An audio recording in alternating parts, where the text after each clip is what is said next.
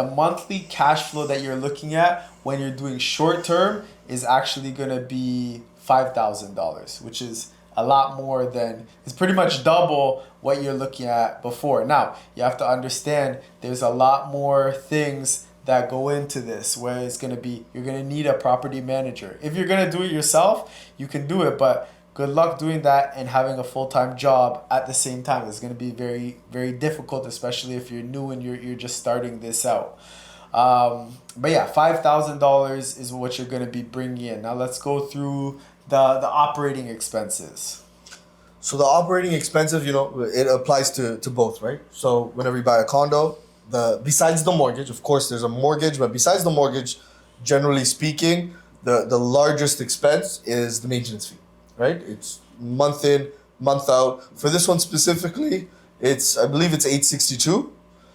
You have to pay insurance, you have to get Airbnb insurance, you have to pay for internet, you have to, we'll talk about the management fee as you said.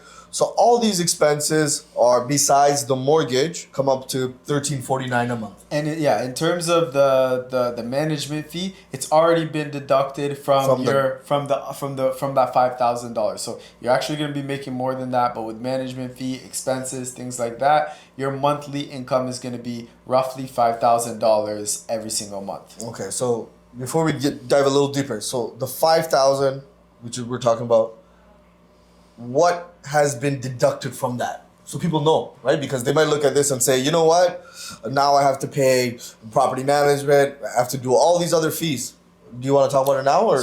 So basically everything, $5,000 is what you're going to get after everything's already happened. A lot of times we have revenue of, $8,000, $9,000. We've seen for a unit like this over $12,000. So $5,000 is what we're saying for throughout the year. Annualized is you're going to be getting $5,000 every single month, but there's going to be months where you're making way more and there's going to be months where you're making less. Now, there's going to be a property management fee, there's going to be a cleaning fee, there's going to be a laundry fee, but after all of these are already included, now it's going to be $5,000 a month. So annually. Yeah. So basically, this $5,000 on May 1st is what I would receive as an investor. I get $5,000 and it goes in my pocket, and I have to deal with the other stuff outside of Airbnb. Exactly. It's as if my rent was $5,000. Exactly. Okay.